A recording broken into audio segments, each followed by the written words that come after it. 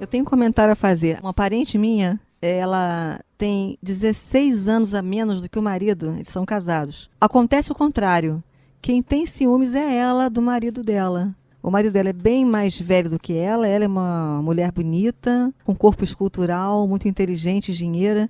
E quem tem ciúmes é ela dele, não ele dela. Queria saber a sua opinião. O ciúme, sendo irracional, ele não obedece uma lógica. Não teria por que um homem de 16 anos mais velho sentir obrigatoriamente ciúme de sua esposa.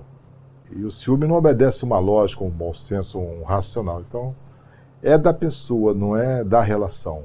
Vamos falar agora dos sintomas físicos do ciúme. Não se pensa em nada impunemente. Todos os nossos pensamentos têm consequência. Qualquer coisa que você pense vai gerar uma mudança na tua fisiologia, na tua química corporal. Todo pensamento. Se você tiver pensamentos de sexo, você vai mudar a química do corpo. Se você tiver pensamentos assustadores, vão te gerar ansiedade, aqueles sintomas e assim por diante. E o ciúme também realiza uma mudança física. Os sintomas são taquicardia, falta de ar, excesso de salivação ou o oposto, boca seca, sudorese, aperto no peito, que é chamado de angústia, e dores físicas. Eu dividi o ciúme, para nós entendermos, em 3 graus, como queimadura. Queimadura de 1º grau, queimadura de 2º e 3º. O 1º grau é o ciúme saudável, normal. O que quer dizer isso aqui? Diante de uma ameaça real ao teu relacionamento, é natural que você tenha uma reação para evitar aquela perda. Ninguém quer perder. Esse é o ciúme que seria considerado normal. As pessoas mais amadurecidas controlam bem suas emoções e entendem que essa incerteza é até boa para o relacionamento. Você não pode ter certeza daquela relação para sempre. Sempre há uma dúvida. Então você cuida mais daquela relação, você não se abandona, sabe? Não se deixa enfiar, engordar, fica largado, achando que é definitivo. Você se embeleza ou cultiva aquela relação com mais esmero, porque você sabe que ela não é necessariamente eterna. Seria improvável que o sentimento como um amor, que exige um alto investimento emocional, não tivesse uma defesa biológica. A defesa biológica é o ciúme. Se as pessoas sentem ciúme, elas protegem aquela relação.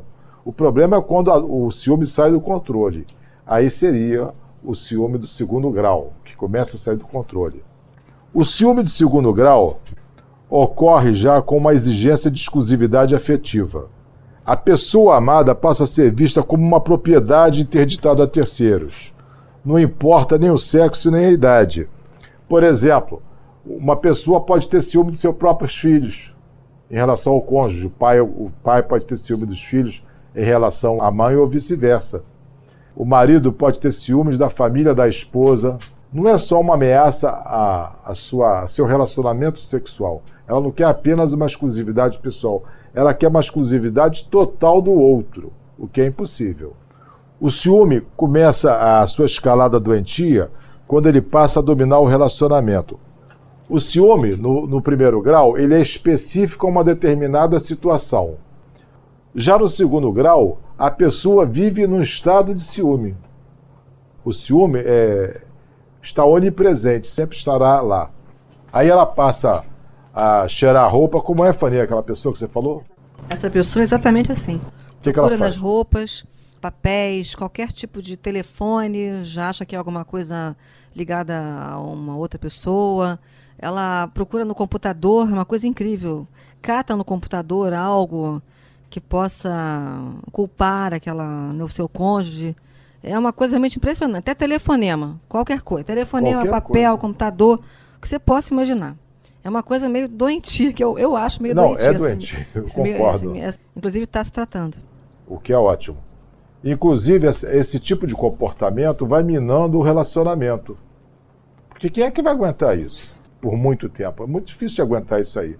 Ocorre uma espécie de tortura moral, que vai levando a um distanciamento entre o casal. As pessoas vão se afastando. Há uma redução da amizade e, principalmente, o enfraquecimento da felicidade. Nós não temos ciúmes. É ele que nos tem. Eu tenho ciúme, não. O ciúme é que te domina. Ele que é teu dono. O ciúme de 3º grau É tudo isso que a Fanny mencionou, mais a violência. Aí a violência pode ser verbal ou física. E fisicamente, algumas vezes, chega ao assassinato. Pesquisas feitas nos Estados Unidos diz que 1/3 dos assassinatos, a motivação básica é ciúme. É o que se chama em psicologia síndrome de Otelo, aquele personagem de Shakespeare que matou a mulher Desdémona.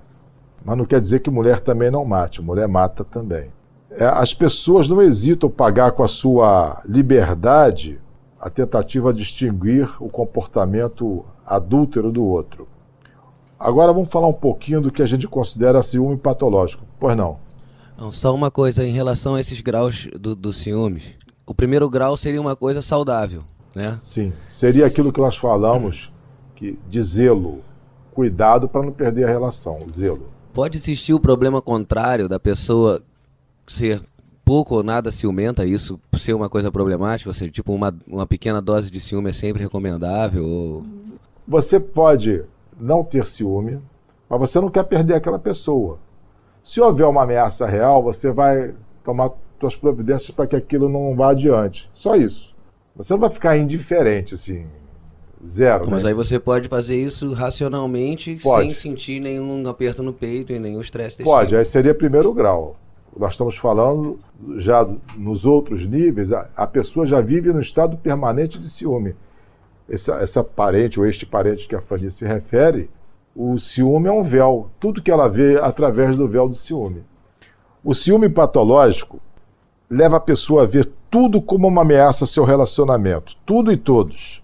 Perdendo a noção de liberdade, de realidade e tolhendo a liberdade do outro. O conceito de ciúme patológico ou mórbido compreende vários sentimentos perturbadores, desproporcionais, absurdos, que levam os indivíduos a ter comportamentos inaceitáveis. O que aparece no ciúme patológico é um grande desejo de controle total sobre os sentimentos e comportamentos do companheiro ou da companheira. Há ainda preocupações excessivas sobre relacionamentos anteriores, aos quais podem ocorrer como pensamentos repetitivos, imagens intrusivas, ruminações sem fim sobre fatos passados e sobre seus detalhes. Explicando melhor, é um ciúmes retroativo. Não é um ciúmes a partir do estabelecimento daquele vínculo com aquela pessoa. Você já tem ciúme do passado dele antes de te conhecer. Teve um caso famosíssimo aqui no Rio. Os mais velhos talvez se lembrem do caso do Van e da Lu. Eu lembro. Van era um engenheiro, Vanderlei, e Lu era a Maria de Lourdes, uma estudante da UERJ. Um casal bonito. Eles estabeleceram um relacionamento, mas ele tinha ciúmes do passado dela. Os dois, de comum acordo, ela chamava um ex-namorado, eram 3, a coisa foi interrompida em 3, eu não sei quantos eram. Chamou um ex-namorado para uma saída, foram para a Barra da Tijuca, quando naquela época era muito mais deserta do que hoje, pararam ali na reserva, dentro do carro, supostamente para eles transarem, e o Van se aproximava e matava. Matou 2, e o terceiro não morreu na hora, morreu depois no hospital. E presenciou, ouviu o diálogo entre o Van e a Lu, percebendo que era uma armação. Ele chegou vivo no hospital, denunciou essa situação, a polícia prendeu os 2. Ela já cumpriu sua pena, está em liberdade, e ele soube que morreu há algum tempo atrás. Você vê, é um ciúme patológico, não de algum adultério dela, porque não havia adultério porque era do passado. É como se fosse um pacto, será? Um pacto entre os dois? É um pacto sinistro, baseado em quê? Se vão apagar teu passado, aí você fica zerada.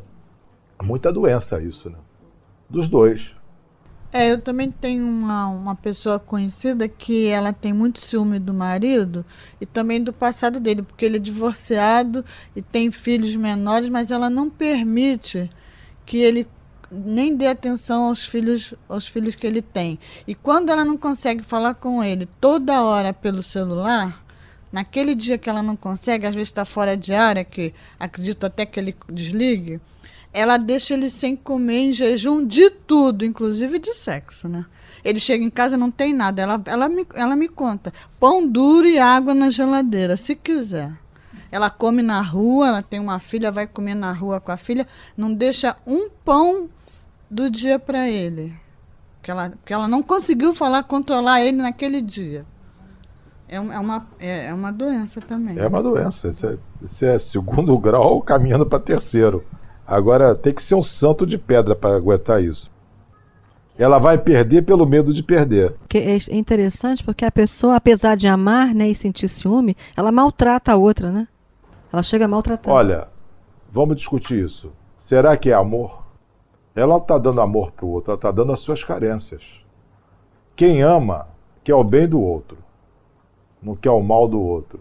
E se você aprisiona, de alguma forma, pratica torturas morais e físicas, até na comida, uma vingança sexual, tudo isso, não é querer o bem do outro.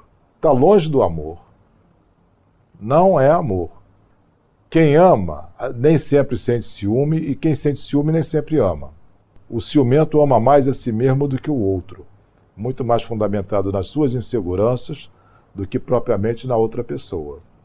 Uma pessoa pode ter simplesmente ciúme ou pode ter outras doenças que têm o ciúme como sintoma ou coexistirem juntas. Por exemplo, transtorno obsessivo compulsivo, nos rituais de verificação, verifica tudo, cheira a roupa, sabe, dá aquela geral todo dia. Pode ser transtorno obsessivo compulsivo com rituais de verificação virado para o ciúme. Tem o ciúme do alcoólatra, porque o alcoólatra tem baixa autoestima porque é escravo do vício. A condição social dele fica muito prejudicada. Em função do álcool, a pessoa tende a desenvolver impotência, o que aumenta a sua insegurança. E em função do álcool, desenvolve também delírios de ciúme. Então, o ciúme do alcoólatra é muito frequente. Se ele parar de beber, por alguma razão, o sintoma vai desaparecer, o sintoma ciúme. Mais do que assusta mais do que a infidelidade, o medo de perder o outro para o ciumento. Sabe, não é a infidelidade em si, assim, um episódio sexual fora da relação, que assusta tanto o ciumento, sim o medo de perder o outro, porque ele é inseguro, isso confirma a sua falta de valor, que ele se percebe como, ele ou ela se percebe como uma pessoa sem valor, e o ciúme confirma a sua falta de valor.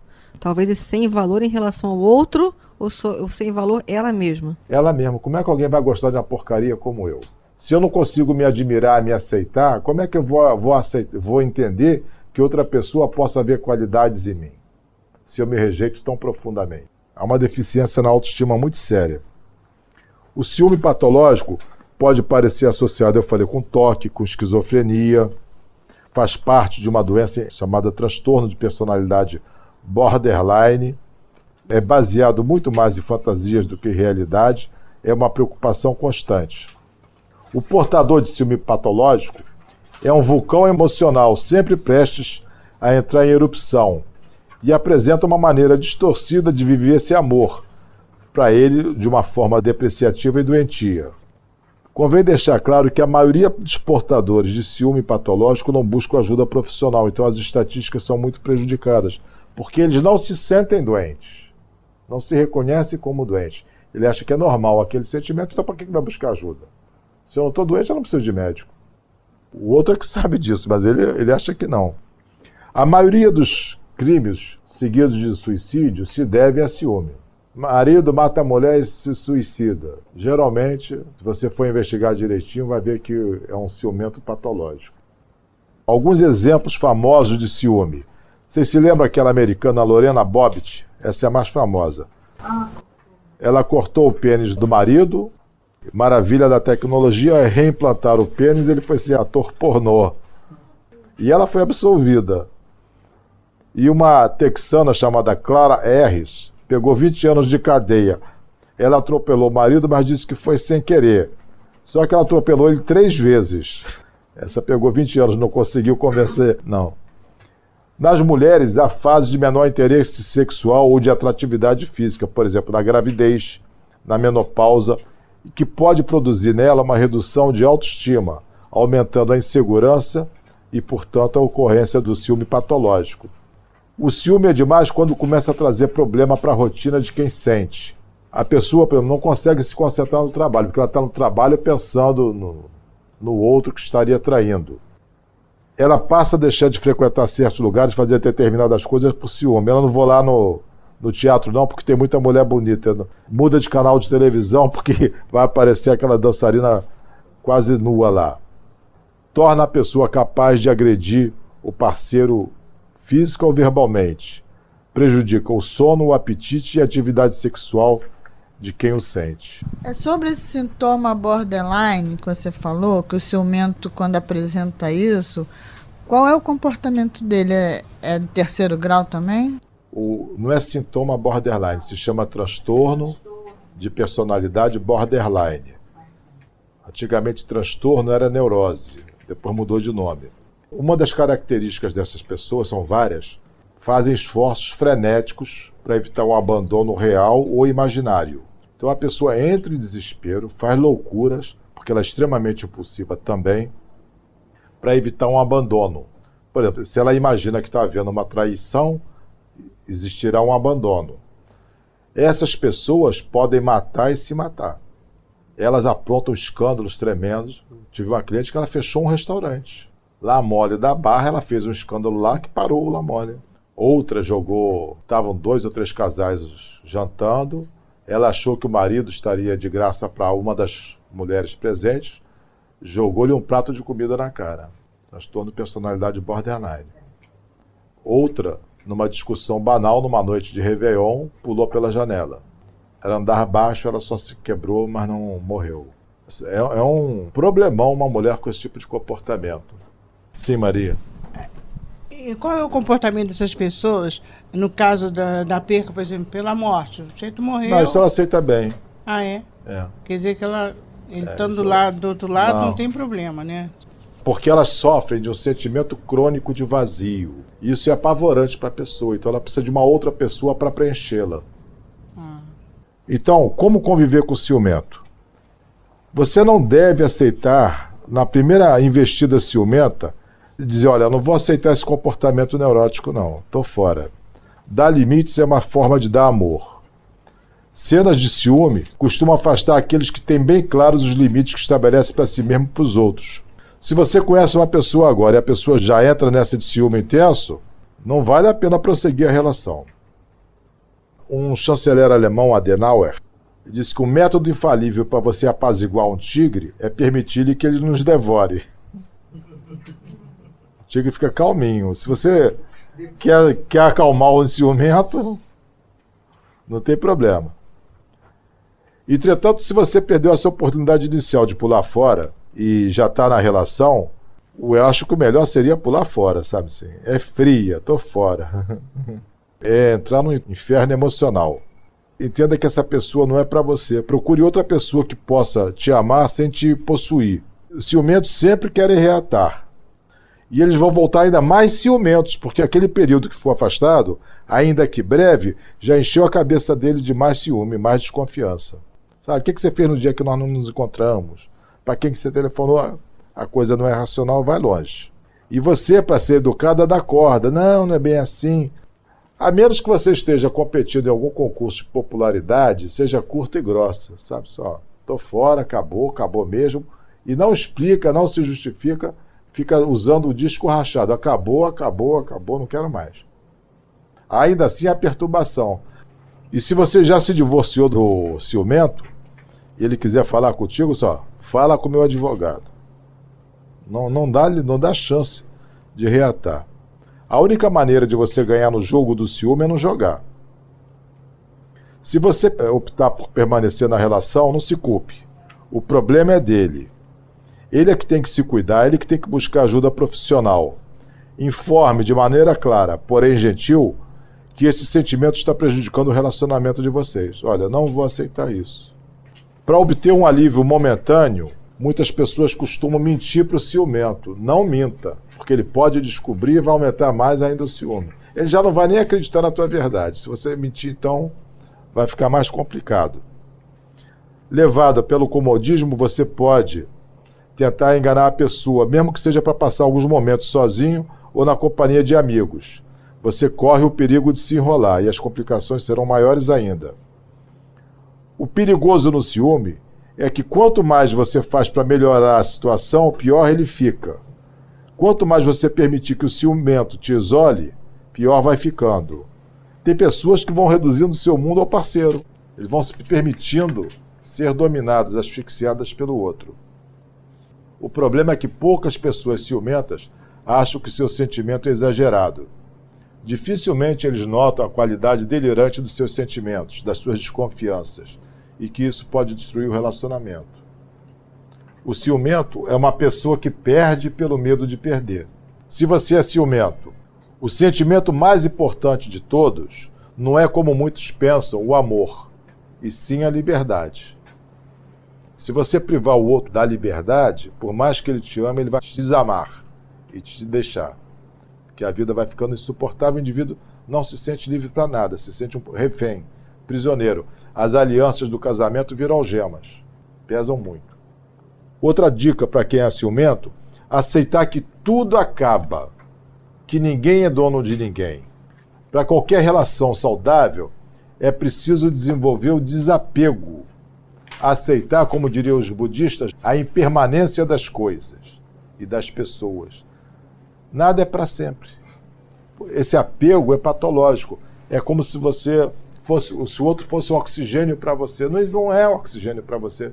Você viveu tantos anos sem aquela pessoa, e caso ela morra, você poderá viver outros tantos anos. Esse apego não tem sentido.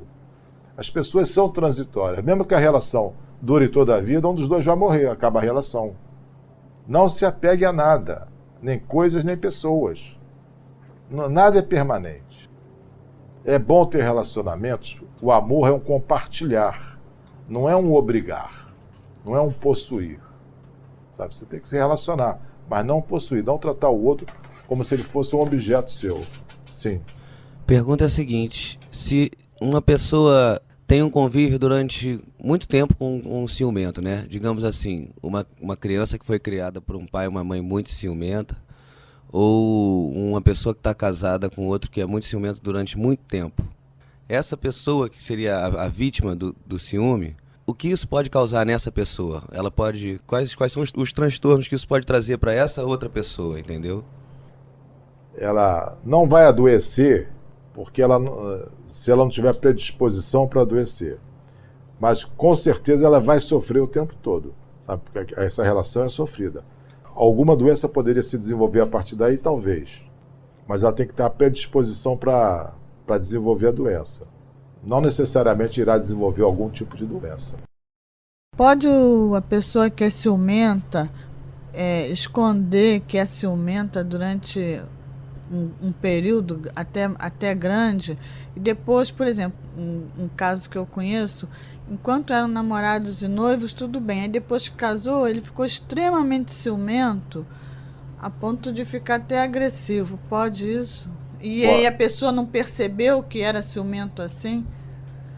Pode. Quando você conhece uma pessoa, você leva uma imagem editada de si mesma, né? Bota as melhores roupas, a melhor aparência, até se assegurar da estabilidade daquela relação. Quando ele já se sentiu dono, pode botar as manguinhas de fora. Deve ter feito um esforço terrível para ocultar o ciúme. Ou então, por alguma razão que vem acontecendo, a pessoa se tornou insegura.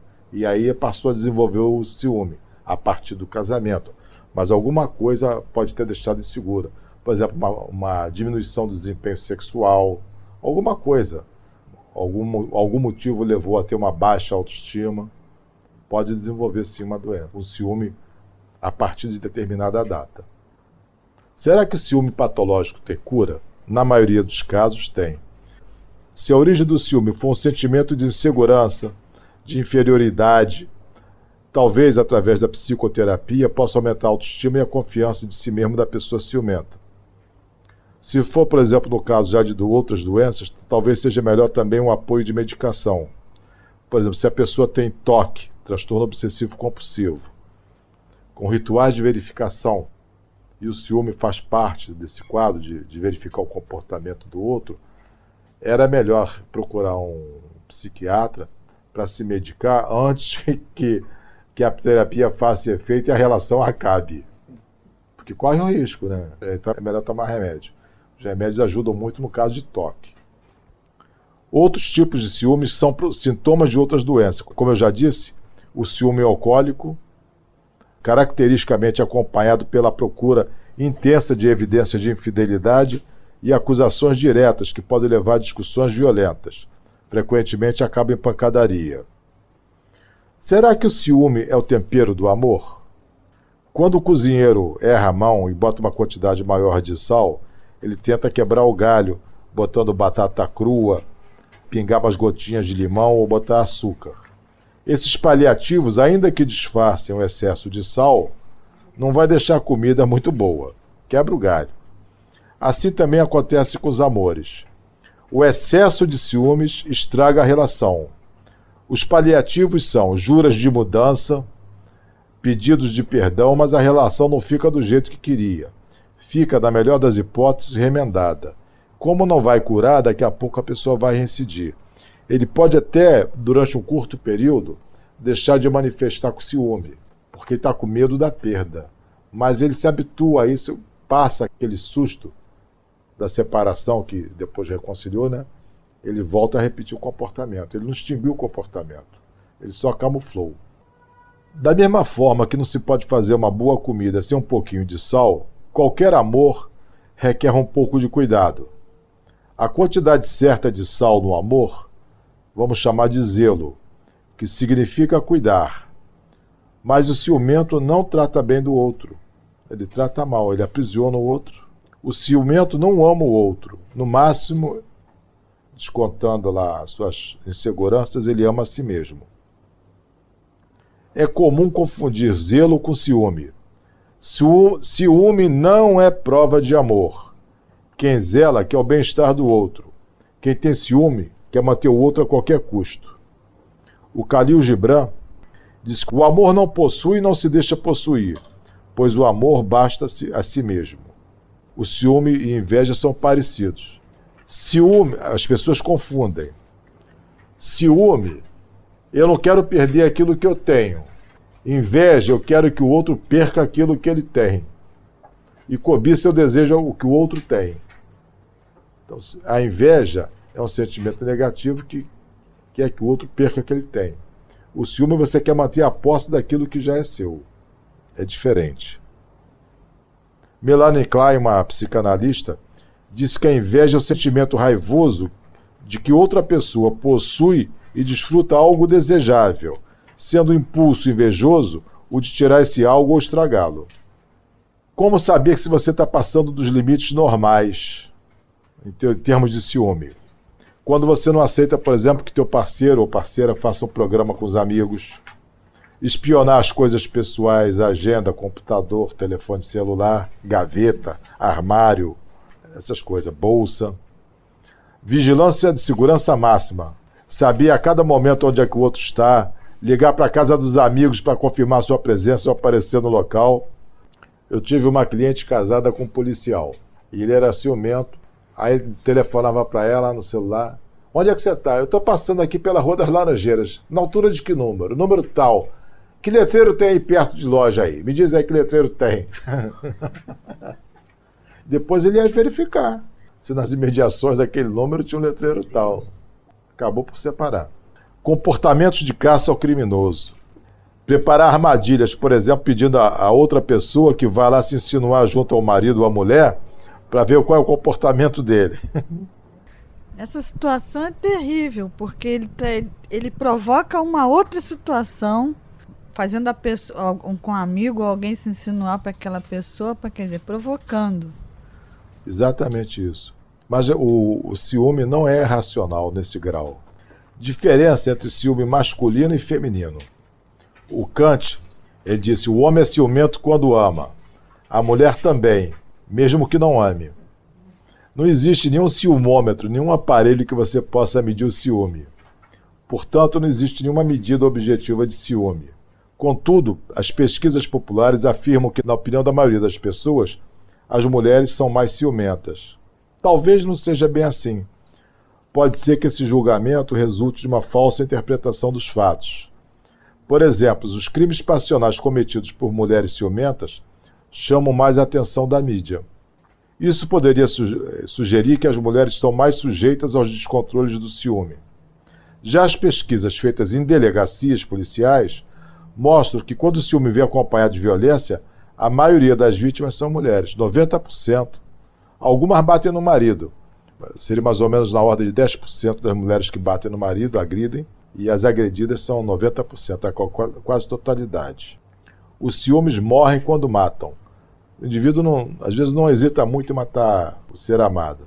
Além disso, nós temos que levar em conta que as mulheres têm mais razões para ter ciúmes, porque os homens são notoriamente infiéis. Desculpe a galera masculina. Pode ser que, por isso, elas se tornam excelentes detectoras do adultério devido à sua superioridade em decodificar sinais não verbais.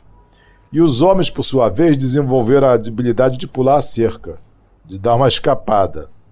Some-se a isso o fato que no casamento tradicional a situação da mulher é ainda de dependência material, cada vez menos, mas ainda é muito dependência material. Dependência gera insegurança, insegurança gera ciúme. Essa grande habilidade da escapada, ser exclusividade do homem, antigamente, né? Porque está mudando tudo. Agora o negócio já mudou. Vem porque já mudando, fizeram até estatística. Teve uma escritora, então ela escreveu um livro sobre isso. Ela entrevistou várias mulheres casadas que confessaram, muitas mesmo, que elas dão essa escapada. A motivação feminina do ciúme é muito baseada na preocupação afetiva, no medo de perder o carinho do parceiro. Talvez por isso, as mulheres tenham maior tendência a aceitar a infidelidade. Se o homem se deita com outra e volta, ela sofre, mas considera que a presença dele mostra que ele ainda a ama. As mulheres são mais tolerantes nesse sentido. Se o homem volta, ainda significa alguma coisa. O ciúme masculino é mais sexualizado, mais preocupado com a traição física, enquanto que o da mulher é mais afetivo. Em geral, as mulheres são menos ciumentas da união sexual do macho com a rival do que com a união espiritual baseada em interesses comuns. O macho pergunta: o que vocês fizeram na cama? E a mulher pergunta: o que vocês conversaram? Quando o homem percebe ou imagina que a sua companheira se interessa por outro homem, ele fica inseguro, pois se sente diminuído, vendo nos rivais a presença de uma masculinidade mais forte que a sua. Ele morde-se de ciúme e culpa a companheira. Atribui a ela uma atitude ativa, que se joga para cima do outro. Ela que dá em cima do homem, do outro homem, na visão dele. Assim sendo, ela se torna perigosa, ardilosa e indigna de confiança. E o outro, coitadinho, a mera vítima do assédio daquela mulher. Por outro lado, quando a mulher percebe o ciúme de seu homem, no início, ela tende a se encher de vaidade. Isso eu já vi muitas vezes aqui no consultório. Quando o homem manifesta ciúme, a mulher fica toda orgulhosa, cheia de... Achei um homem que me ama perdidamente, enlouquecidamente. Enlouquecidamente sim, mas não é amor. Tem a expectativa de merecer essa reação que entende como um atestado de que ela é realmente importante e a ama de verdade. Ela não se dá conta de que o ciúme dele não tem nada a ver com ela, não obstante se manifeste através dela. Não é o amor que ele lhe dedica, e sim as suas inseguranças pessoais. Não é exatamente ela a causa, nada é pessoal, lembra-se? É a insegurança dele que faz temer perder a sua companheira, qualquer que fosse ela. Por acaso, é você. Se fosse outra, ele também seria ciúme. Então não tem muito motivo de orgulho quanto a isso, não. Ele seria ciumento com qualquer uma. A evolução dos papéis do casal produziu nos últimos anos mudanças notáveis, mas a insegurança e os sentimentos, como ciúmes, permaneceram como antigamente, porque se o casal evoluiu em termos sexuais e sociais, mas não em termos sentimentais, e, portanto, as reações são as mesmas do que há 1000 anos atrás. O escritor Diderot disse que o homem talvez não seja mais do que o monstro da mulher, ou a mulher o monstro do homem.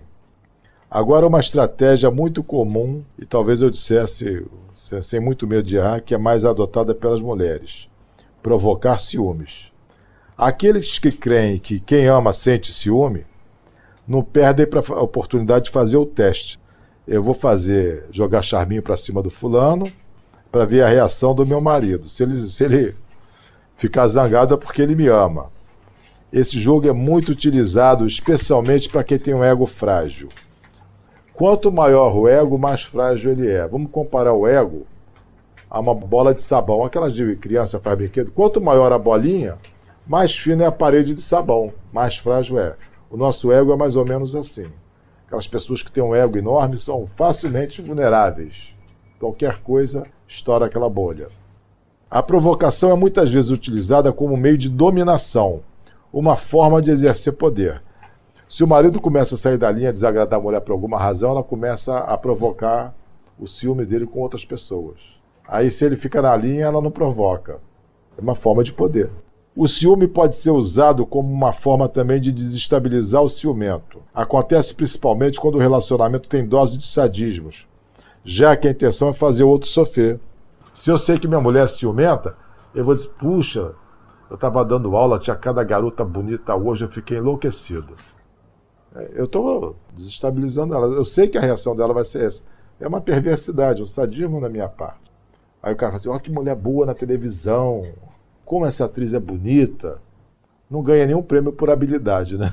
E talvez a pessoa faça isso deliberadamente. O Salomão, aquele que sugeriu partir a criança ao meio, ele disse, o amor é forte como a morte, e o ciúme é cruel como um túmulo. Sim, Tiago. Por que motivo a pessoa faz isso deliberadamente? O que leva a pessoa a fazer esse tipo de coisa? Para reafirmar que o outro a ama. Ela acredita que quem ama sente ciúme. Então, se manifestar ciúme é porque me ama. E aí você vai chegar e vai provocar, vai falar, aquela mulher bonita que passou ali para provocar o ciúme e se sentir querido. Ou ela passa, você olha descaradamente, sabendo qual será a reação do parceiro. Né? É sadismo. O homem é o único macho que bate na fêmea. Pode-se deduzir que o homem é o mais brutal dos machos ou que a mulher é a mais insuportável das fêmeas. Não é frase da minha autoria, não, é desse Jorge Coulterline. Pode pular? Lourdinha, existe a possibilidade do homem ser o mais brutal das criaturas, dos machos. Já os homens, por sua vez, olham de longe, elogiam outras mulheres e é comum desaparecerem por algum tempo. A mulher não sabe onde que ele está, ela fica enlouquecida. Não há nada melhor para deixar a mulher insegura e brava do que não saber onde seu parceiro está. O objetivo de provocar ciúmes é muitas vezes ligado à necessidade de se sentir seguro dentro de uma relação amorosa. Aí é aquilo que eu respondi para o Tiago. Se ele ou ela sente ciúme, é porque me ama. A estratégia é uma maneira ardilosa para aumentar a autoestima devido à tensão que provoca nos parceiros. Aprofundar o compromisso na medida que ela se torna mais desejável aos olhos do outro. É, enfim, puro ego. Um pensador disse, chamado Roland Barthes, como homem ciumento eu sofro 4 vezes. Por ser ciumento, por me culpar por ser assim, por temer que meu ciúme prejudique o outro e por me deixar levar por uma banalidade. Portanto, eu sofro por ser excluído, por ser agressivo, por ser louco e por ser comum.